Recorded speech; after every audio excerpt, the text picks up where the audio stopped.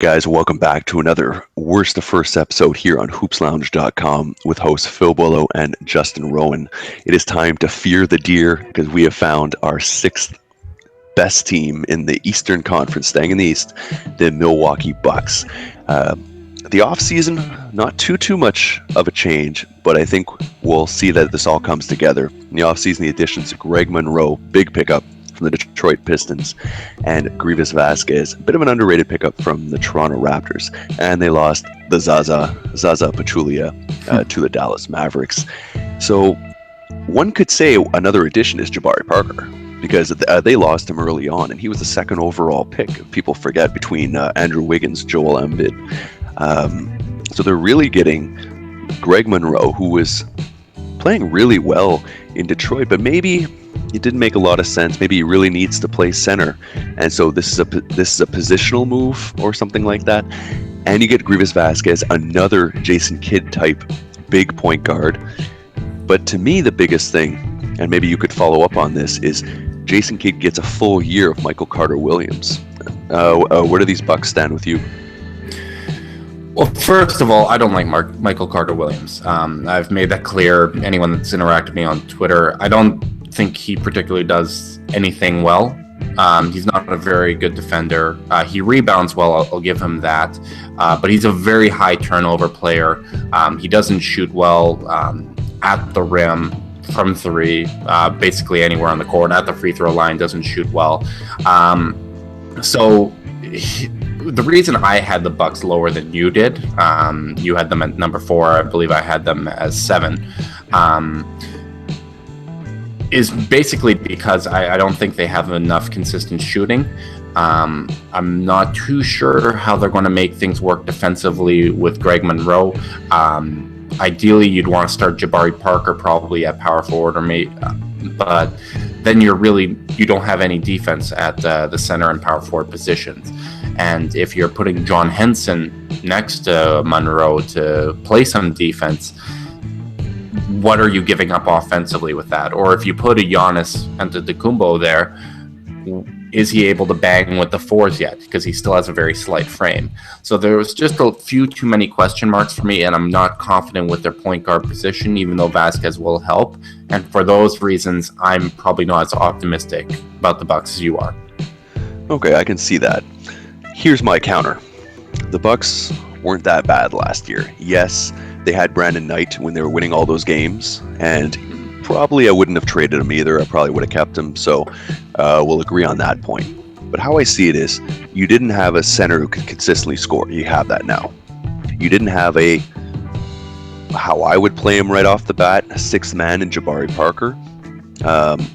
I personally think that's the best role for him right away, just to get acclimatized, and that takes care of the shot blocking, because I would start Henson and Antetokounmpo. Antetokounmpo could take another jump. Chris Middleton was signed up. He had a great year last year, could take another jump, only 23 years old. So when I look at teams, I like large teams. I like teams that are tall for their position, and you have to give that to the Bucks. I like young teams who can get up and down the floor. I'll give that to the Bucks. I like teams who can shoot. Maybe they're not the best shooters, but Chris Middleton can shoot. Jabari Parker, I think, will be able to shoot. I think Antetokounmpo will be able to do that. And I like teams who can score inside. And Greg Monroe, you can make fun of his defense all we want, but he's a good scorer and a pretty good passer too. Mm-hmm. So this is a team that, while I criticized other teams like the Orlando Magic for, a lot of things have to go right.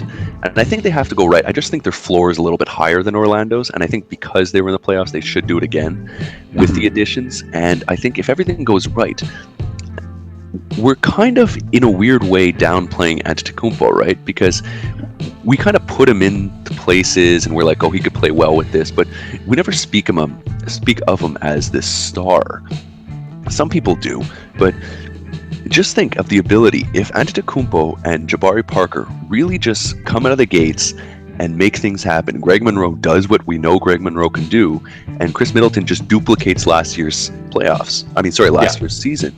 I look at that and I'm like, John Henson's been a guy, everyone who's been following me knows I've been a big fan of him for years. He can block shots. He can rebound. Maybe he doesn't have an amazing offensive game, but I don't think it's as bad as some people would play it. I think this is a team that can give a lot of teams fits, and I think the way you started the conversation is the reason that I would criticize them as well. I think I like their talent, but how do you start that squad? And I think you have to bring Jabari off the bench, because if you don't do that, how I was arguing on another one of our shows is, well, if Antetokounmpo can gain 20 pounds and play the 4, sure. But that won't happen right yet, and it worries about me. Same criticisms I gave for Charlotte. When you don't have shot blockers at your 4 and 5, I don't like that. So that's why my man Henson would start in my books. I don't know if he will, but would you not agree that maybe Jabari Parker being the first guy off or the first big off the bench and allow him to just come in and be that scoring role, something he's comfortable with, to acclimatize to the NBA, and then give that length and defense of Antetokounmpo and Henson around Monroe? If you frame it that way, can I sell you a bit more on these Bucks, or are you in the same place? Well, I think what you're assuming is that there is a huge leap with Giannis, which I'm really hopeful that it will happen. I'm a huge fan of his game, but it hasn't come yet. And with Giannis not yet being able to shoot, with John Henson not really having much outside game, I think that's just a front court that if you start those 3 together, you don't get enough floor spacing, especially when you have a point guard that can't shoot as well, that needs to get to the rim to create for others on kickouts. The other thing that concerns me is there has been talk of Giannis playing at center, playing a fair bit of center this year, which doesn't make sense to me at all. And unless he's gained 40 pounds over the off season, which he hasn't. So that kind of stuff just makes me concerned that it's going to be a bit of an experiment throughout the year. I like what they're doing overall. I thought Jabari Parker was fantastic. He's probably a better player in quite a few ways than Giannis was even last year. And we saw kind of towards the end of the year, Jason Kidd was benching Giannis or having him come off the bench a little bit. But I think they're going in the right direction, but it's a bit of a feeling out process, and I'm not 100% sold on how the front court's going to come together. Or I guess you could say I'm not sold that Jason Kidd is going to bring them together in the right way right away off the bat. So it might take some time. I'll agree with you with the Jason Kidd. I don't have enough faith in him just yet. Although I think the way I tend to enjoy basketball, enjoying the young players in the process, like I think this is a little bit of a selfish bias for me. I like seeing this team progress, but maybe those points you made do have value. And could we say if Brandon Knight was manning their point guard instead of Michael Carter-Williams, could I have changed your mind in that case? That would have made a big difference. I'm a very big Brandon Knight fan.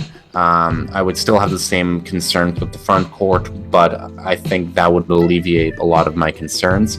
I just think they have more question marks and a lower floor than Toronto, someone that we had ranked below them.